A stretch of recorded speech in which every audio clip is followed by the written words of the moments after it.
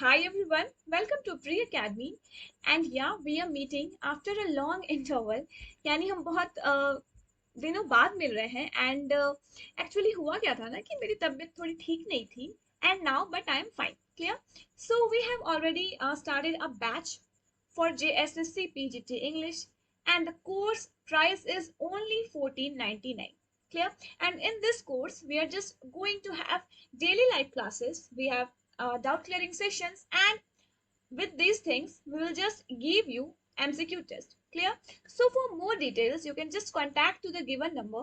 And yeah, let's be sure, अगर आप pre academy में पढ़ रहे हैं then let's be sure कि हाँ आपका PGT निकलेगा. ठीक है ना, आप जस्ट PGT को क्वालिफाई करने वाले हैं.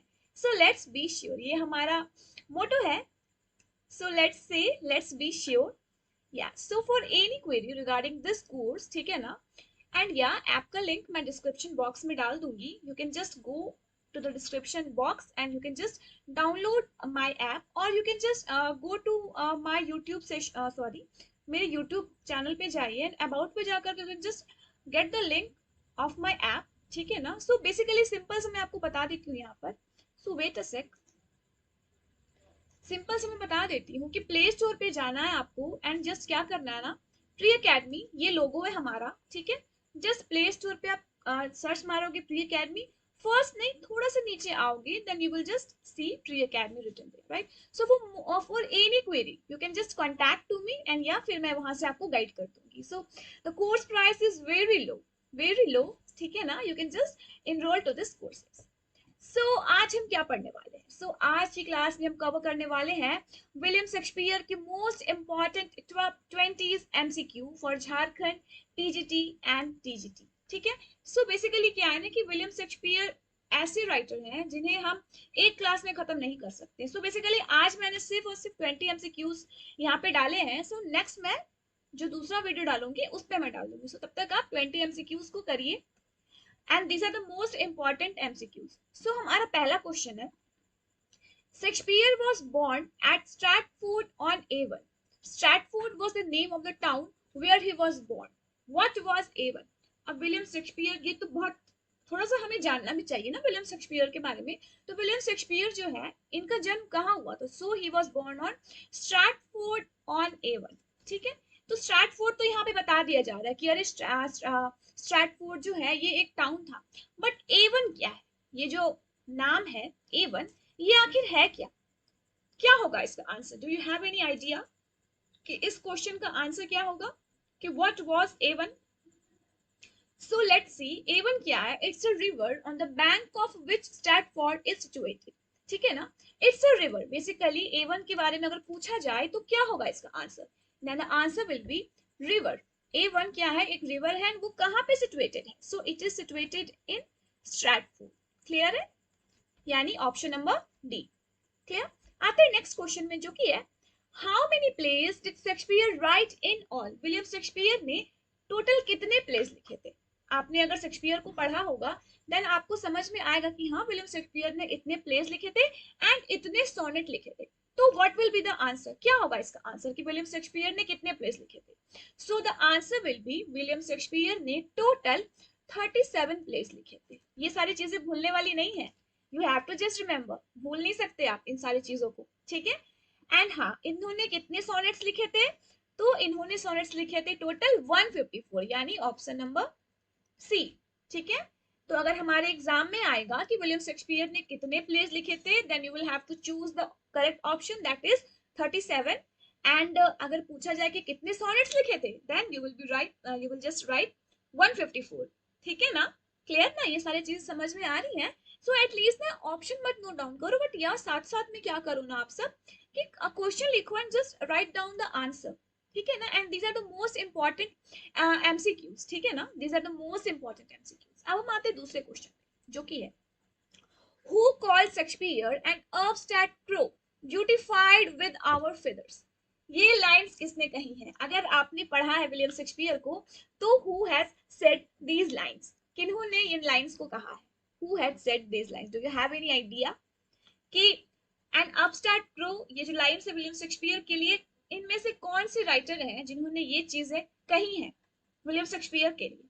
सो वो थे रॉबर्ट ग्रीन। इन्होंने कहा था विलियम शेक्सपियर को कि you are an upstart crow, हमारे फेदर्स से तुम एक, जस्ट तुम एक क्रो हो और तुम हमारे फेदर्स से जस्ट तुम बहुत ज्यादा खूबसूरत बन चुके हो। मतलब बेसिकली इनका मानना था कि तुम हमें कॉपी करते हो एंड तुम कॉपी कर करके सुंदर बन चुके हो। ठीक है ना। सो इट वाज रॉबर्ट ग्रीन। ये क्वेश्चन बहुत इंपॉर्टेंट है, आता है एग्जाम में, ठीक है ना। सारे क्वेश्चंस आते हैं एग्जाम में। आते हैं फिफ्थ क्वेश्चन में जो कि है who wrote the malicious pamphlet entitled A Groat's Worth of Wit brought with a million of repentance against Shakespeare। ये जो लाइन्स है, इट्स अ पैम्पलेट, ठीक है ना, that is a groat worth of wit bought with a million of repentance किन against Shakespeare. तो ये जो पैम्पलेट्स है ना, ये विलियम शेक्सपियर के अगेंस्ट लिखा गया है। So which of these writers has written these pamphlet against William Shakespeare? So what will be the answer?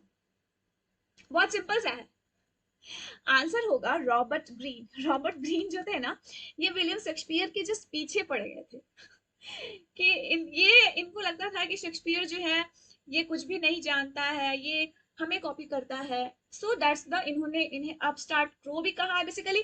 ये बहुत इंपॉर्टेंट है, अपस्टार्ट क्रो वाला जो इनका इन्होंने कहा था, इनका जो जस्ट ये था, क्या बोला जाता है उसे, इन्होंने कहा था उनके बारे में। So this is the important, clear. So या उसके बाद ये वाला था who wrote the malicious pamphlet entitled A Groat's Worth of Wit bought with a million of repentance। So it was Robert Greene. इन्होंने ही विलियम शेक्सपियर के बारे में ये malicious pamphlet को लिखा था अगेंस्ट विलियम शेक्सपियर, क्लियर है। आते हैं नेक्स्ट क्वेश्चन में। सो वेट अ सेक, या आते हैं नेक्स्ट क्वेश्चन में जो कि है who ridiculed Shakespeare by saying that he knew small Latin and less Greek। इन सारे राइटर्स में से विलियम शेक्सपियर के बारे में उनका मजाक बनाते हुए किसने कहा था he just knew small Latin and less Greek? इन सब में से वो कौन से राइटर थे? So the answer will B Ben Jonson. Ben Jonson ने कहा था विलियम शेक्सपियर के बारे में कि he knew small Latin and less Greek। So it was Ben Jonson, clear है। आते हैं नेक्स्ट क्वेश्चन में जो कि है who said Shakespeare has only heroines and no heroes। William Shakespeare के बारे में इनमें से किस राइटर ने ये लाइंस कही थी कि विलियम शेक्सपियर के तो पास सिर्फ हीरोइंस है, हीरो कोई नहीं है। बिकॉज अगर आप देखेंगे विलियम शेक्सपियर के वर्क को एंड प्लेस को, तो बेसिकली हीरो जो है ना उनका, जैसे हेमलेट ही ले लीजिए, हीरो तो अच्छा था बट आखिर हुआ क्या, खुद तो मरा एंड सबको उसने अपने साथ ही ले गया। वो मतलब खुद तो गया एंड विलियम शेक्सपियर को भी साथ साथ ही just took, clear. So who said Shakespeare has only heroines and no heroes? Which of this writer? क्या वो जॉन रस्किन है या मैथ्यू आर्नल्ड या डॉक्टर जॉनसन या सिडनी? क्या होगा इसका answer? Do you have any idea? So it was Ruskin. Sorry, मैंने जॉन रस्किन कहा था, so it's not John Ruskin, so it was Ruskin that Shakespeare has only heroines and no heroes.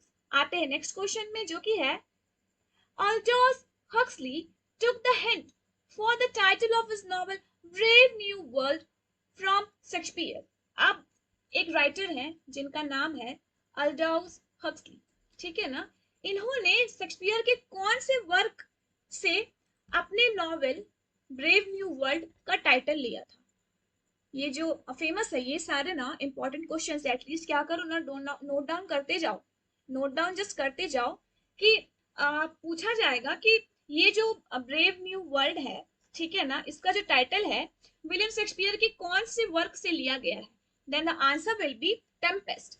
Tempest हमारे syllabus में है and हमें इस पर focus करना है, टेम्पेस्ट ही होगा इसका आंसर। मैं जो आपको बता रही हूँ, मैंने जो बेसिकली मैंने क्या बताया है, ये जितने भी क्वेश्चन है these are according to our syllabus. अगर आप सिलेबस को ध्यान से देखोगे देन आपको समझ में आएगा कि हाँ, ये सारे क्वेश्चंस जो है it's according to the syllabus. So just focus on this things, clear ना, ठीक है। सो आते हैं क्वेश्चन नंबर 9 में, that is who has written tales from Shakespeare.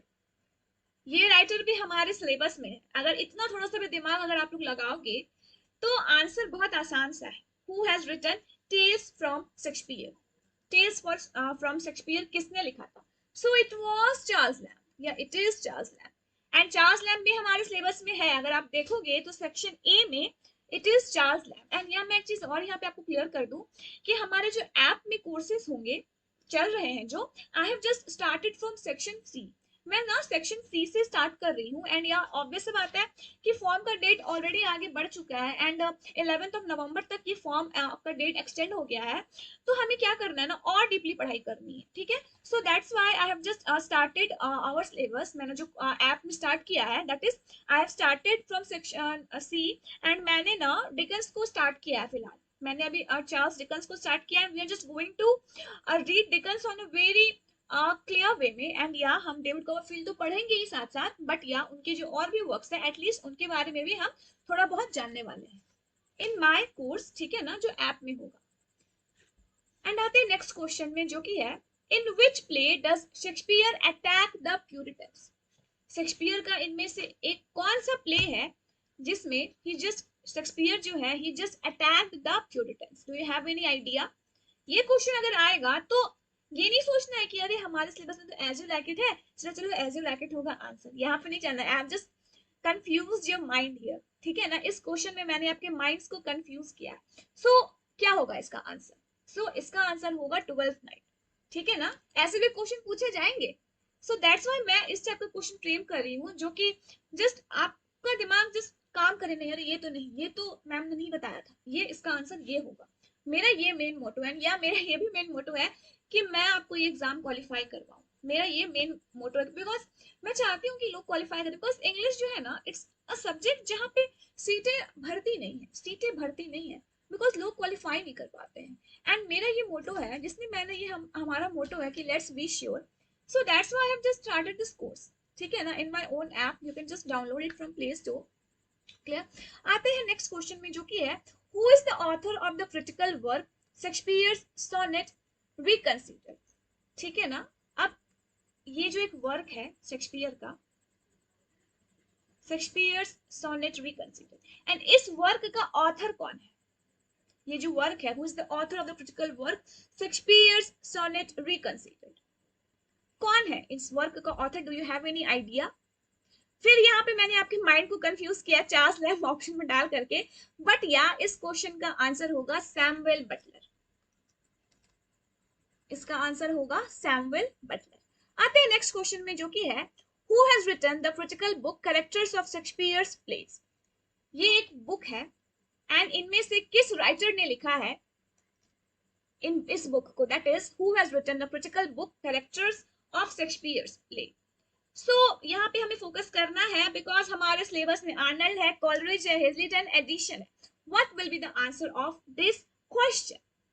सो इस क्वेश्चन का आंसर होगा हेजलिट, ठीक है ना। अगर एग्जाम में आएगा कि who has written the critical book characters of Shakespeare, ये जो बुक है दैट इज, ठीक है ना, characters of Shakespeare's play, it was written by Hazlitt. Clear? So these are the most important question, ठीक है। तो stay focused on these type of questions, ठीक है। Sweet are the uses of adversity in which play does this line appear? ये जो lines हैं, sweet are the uses of adversity, ये lines जो है sweet are the uses of adversity, ये किस play में appear होती हैं? Do you have any idea? ये किस play में appear होती हैं? आपने अगर पढ़ा है तो do you have? थोड़ा बहुत भी आप guess कर सकते हो एंड ये कमेंट बॉक्स पे कमेंट करो, कमेंट करो। So these lines are from As You Like It. These lines are from As You Like It. So As You Like It आखिर है क्या? तो As You Like It क्या है? It's a pastoral comedy. As You Like It जो है, it's a pastoral comedy by William Shakespeare. And ये कब लिखा गया था? ये लिखा गया था 1599 में। एंड ये कहाँ पब्लिश हुआ था? ये पब्लिश हुआ था फर्स्ट फोलियो में। एंड कब? फर्स्ट फोलियो जो था 1623 का, उसमें ये वर्क पब्लिश किया गया था। And the play's first performance is uncertain, though a performance at Wilton House in 1603 has been suggested as a possibility. इसका फर्स्ट परफॉर्मेंस जो था ना, अभी भी लोग कंफ्यूजन में है कि कहाँ हुआ था, बट फिर भी कहा जाता है या माना जाता है कि ये विल्टन हाउस में हुआ था, पॉसिबिलिटी है कि यहीं पर हुआ होगा। तो एज यू लाइक इट में कौन सा कैरेक्टर है? इसकी एक हीरोइन है जिसका नाम है रोजालिंड, एंड वो अपने अंकल के साथ रहती है एंड उसके फादर को जस्ट उसके अंकल जो है वो सजा दे देते हैं कि तुम निकलो यहाँ से, एंड उसके फादर का गद्दी छीन लेते हैं। एंड रोजालिंड और सीलिया, दो वो ना, ये जो सीलिया है ना, ये इसके अंकल की बेटी है। सो ये दोनों बहुत अच्छी दोस्त भी रहती है, ठीक है। सो ये लोग ये लोग कहाँ चले जाते हैं, तो फॉरेस्ट ऑफ आर्डन में चले जाते हैं, ठीक है। एंड वहां पे ना she just fell in love with Orlando. अगर आपने पढ़ा होगा as you like it, so I am just going to cover this all things in my course, ठीक है ना। So no need to worry at all, ठीक है। सो इसमें ना ये लोग किससे मिलते हैं, बहुत सारे लोगों से मिलते हैं, बहुत सारे लोगों से मिलते हैं, अपने फादर से मिलती है ये, बहुत सारे मेन कैरेक्टर्स हैं। सो यहाँ पर ये लोग मिलते हैं जैकस से। एंड जैकस जो है, इसने एक बहुत फेमस सा जस्ट एक स्पीच दिया था, that is all the world's a stage. ये आपने सुना होगा, ये बहुत फेमस सा है, यह हमारे एग्जाम में भी पूछा जा चुका है। एंड जैकस को we just say melancholy Jaques, ठीक है ना, इन्हें इसका नाम है मेलनकॉली जैकस। सो इसका एक बहुत फेमस सा स्पीच है, that is all the world's a stage. इसने ये भी कहा है too much of a good thing and, ठीक है ना, इसने ये सारे इसके फेमस स्पीचेस हैं। एंड इसमें सारा सबसे ज्यादा फेमस है all the world's a stage. And उसके बाद है too much of a good thing, a fool I met a fool in the forest, ये भी जैकस का ही स्पीच है। तो यहाँ पे जैकस के बारे में क्या बताया गया है कि Jaques provides a sharp contrast to the other characters in the play, always observing and disputing the hardship of life in the country. तो ये हम देख सकते हैं एज यू लाइक इट में। अगर आप देखेंगे as you like it, so it is very interesting. As you like it पढ़ोगे जब आप ना, तो बहुत ज्यादा ही मजा आने वाला है।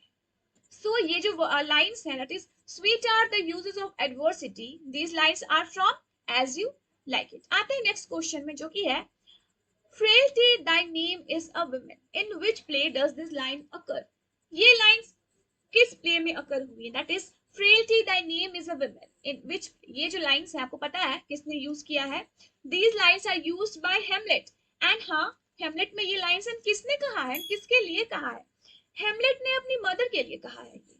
बिकॉज फादर के डेथ के बाद उसकी मदर जो है, she just marries her uncle, his uncle, ठीक है ना। सो दैट्स व्हाई वो बहुत ज्यादा अपसेट रहता है अपनी मदर के इस स्टेप से।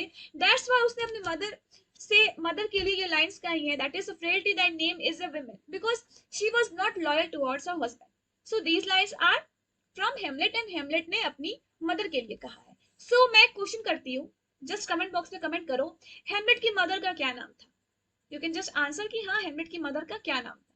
आई am just waiting for your response right now, just comment box पे कमेंट कर सकते हो। सो या, the tragedy of Hamlet Prince of Denmark. And या, इसे हमने शॉर्टकट बना दिया, दैट इज हेमलेट नाम से हम इसे जानते हैं। So it's a tragedy written by William Shakespeare sometimes. And ये हाँ, शेक्सपियर की ना, बेसिकली शेक्सपियर की वर्क्स को माना गया है कि ये बेसिकली ना 1599 से लेकर के 1601 के बीच में लिखा गया है। एंड ये हेमलेट है, ये आपको याद रखना है, it's a longest play by William Shakespeare. And कितने वर्ड्स में है, तो 29,551 वर्ड्स। एंड ये कहाँ सेट हुआ, so this play is set in Denmark. And इसकी कहानी क्या है, मैं आपको बता दूं कि किंग हेमलेट होते हैं एंड प्रिंस हेमलेट है। किंग हेमलेट को उसके ब्रदर क्लाउडियस ने थ्रोन हड़पने के लिए उनका मर्डर कर दिया है। एंड जो किंग हेमलेट है, उनका घूस्ट अपीयर होता है in front of Prince Hamlet and कहता है कि तुम्हारे अंकल ने मुझे मारा है, so you have to take revenge from him. So Hamlet में basically it's a revenge tragedy, and इन सारी चीजों को हम देखते हैं। सो एंड उनके फादर के डेथ के बाद जो हेमलेट की मदर है, वो क्या करती है ना, वो क्लाउडियस से शादी कर लेती है। इस चीज से हेमलेट काफी दुखी रहता है। तो हेमलेट में ये सारी चीजें हमें देखने को मिलती है। हम आते हैं नेक्स्ट क्वेश्चन में, जो कि है neither a borrower nor a lender be, for loan often loses both itself and friend। तो ये जो लाइन्स है, that is neither a borrower nor a lender be, for loan oft loses both itself and friend। so these lines, ये lines किसने कही है, ये lines किसके द्वारा कही गई हैं, do you have any idea, ये लाइन्स किसके द्वारा कही गई हैं। ऑप्शन में है Othello, King Lear, Macbeth and Polonius. So ये लाइन्स को किसने कहा है, सो ये लाइन्स को कहा है पोलोनियस ने। एंड आपको पता है पोलोनियस कौन से वर्क में आता है, ये किस प्ले में अपीयर होता है, हेमलेट में। एंड ये कौन है पता है,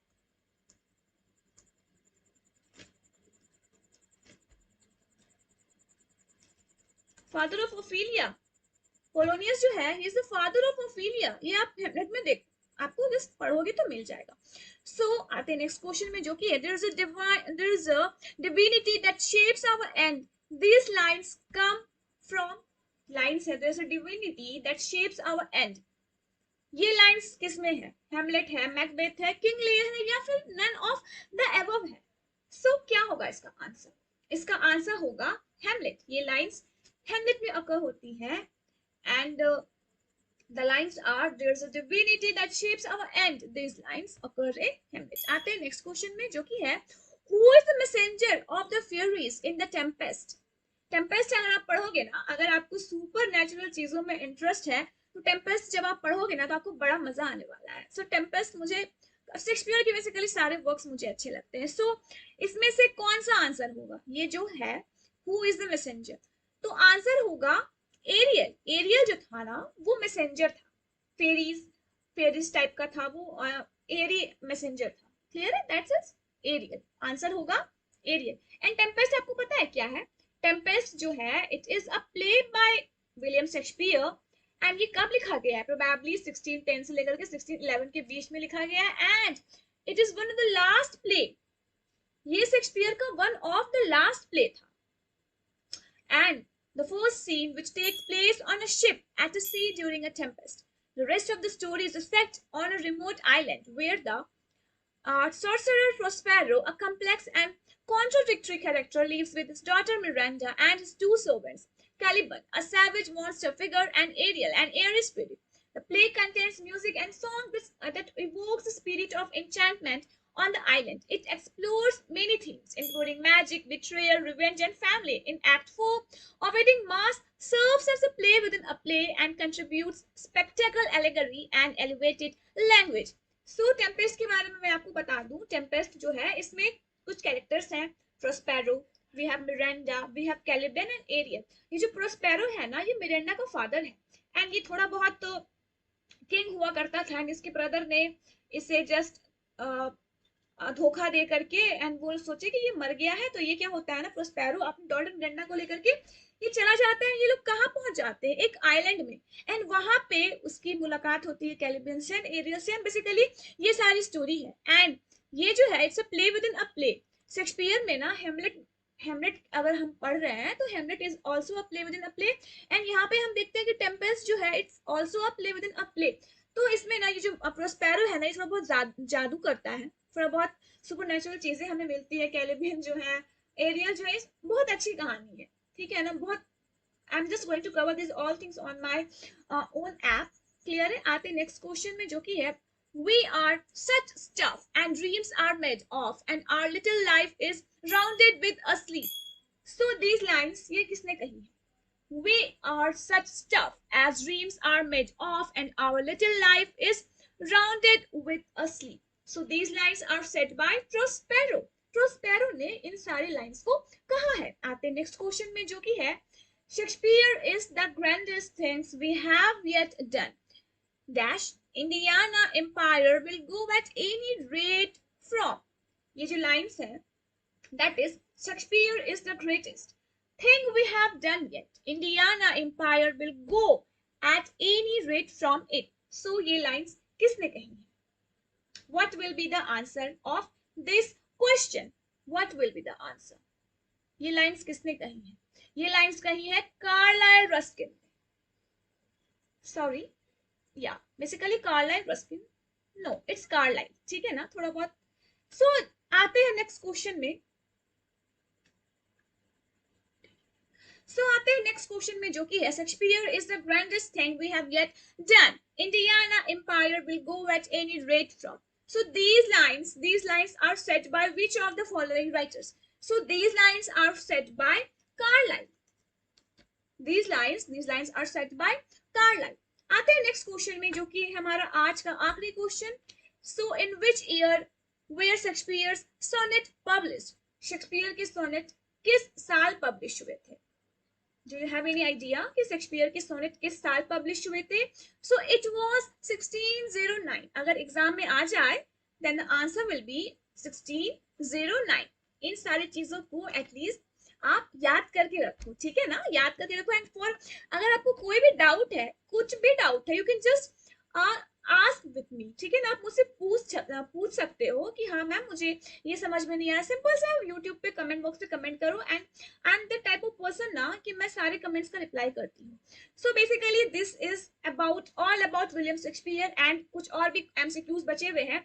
सो all the MCQs, the left over MCQs we are just going to cover on the next class. So everyone, that's all for today. So for any query regarding this course, you can just contact this given number. So that's all for today. Thank you so much for watching. We'll just meet you in the next class.